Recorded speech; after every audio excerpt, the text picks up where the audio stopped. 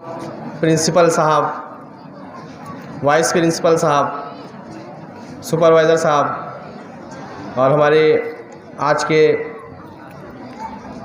मेहमान खुसूसी chief guest गेडा madam, मैं आपका हमारे स्कूल की जानिब से, हमारे स्टाफ की जानिब से आज 26 नवंबर संविधान दिवस के मौके पर हार्दिक स्वागत करता हूं।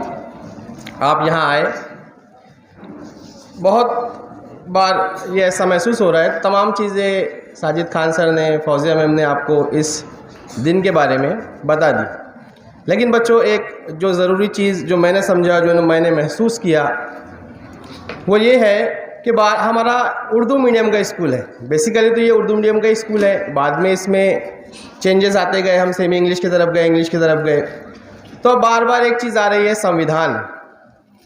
तो आपको उर्दू में इसे क्या कहते हैं पता है किसी बच्चे को? मैडम ने बोली, सर ने, साजिद खान सर ने बोले, फौजिया मैम ने बोले, तो बेटा उसे हमें आइन या दस्तूर ये भी हमें पता होना चाहिए कि भाई इसे क्या कहते हैं एक्चुअल में, हमारी ज़बान में क्या कहते हैं। हम अपनी ज़बान को मादूम ना होने दें। ठीक है, जो ज़रूरी मालूमात थी भाई, 26 नवंबर जो है ये अभी तक का मतलब 2015 के पहले तक नेशनल लॉ डे राष्ट्रीय कानून दिवस के तौर पर मनाया जाता था, लेकिन 2015 में डॉक्टर भारत रत्न के बजाय मैं तो विश्व रत्न बोलूँगा कि विश्व रत्न डॉक्टर भीमराव अंबेडकर, इनकी 125वीं जयंती थी। तो इसके उपलक्ष्य में भारत सरकार ने 26 नवंबर को यौम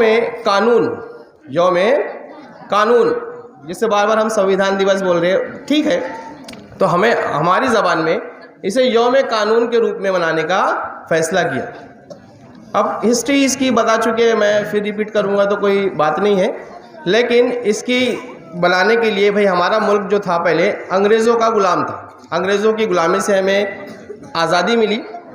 15 अगस्त 1947 को हम आज़ाद हुए, लेकिन उस वक्त में हमारे मुल्क में अंग्रेज़ों का बनाया हुआ मतलब कानून या उसूल चल रहा था। तो एक हमें मुल्क चलाने के लिए एक दस्तूर की अहम ज़रूरत थी, बहुत अशद ज़रूरत थी।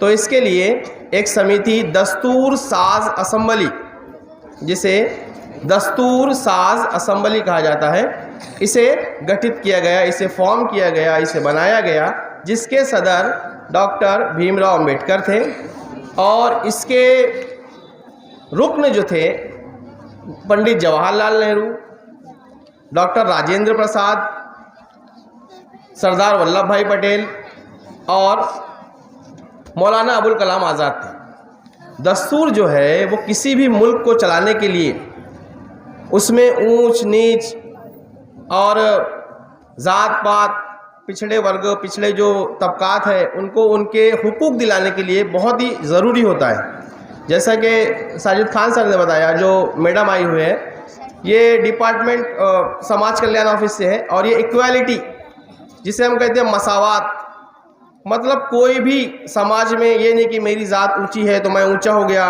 आपकी ज़ात नीची है तो आप नीचे हो गए।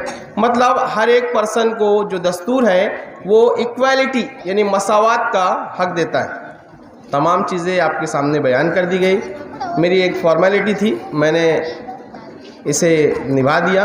आप बच्चों इसको याद रखिए कि जो संविधान है इसे हम दस्तूर कहते हैं। दस्तूर यानी कॉन्स्टिट्यूशन, जो मौजूदा हालात में और जिस तरीके से मुल्क के हालात है उसकी जानकारी, उसकी मालूमात आप तमाम को होना, अपने हुकूक के लिए आपको होना बहुत ज़रूरी है, क्योंकि संविधान ही हमें इस मुल्क में रहने का, इसमें जीने का हक देता है।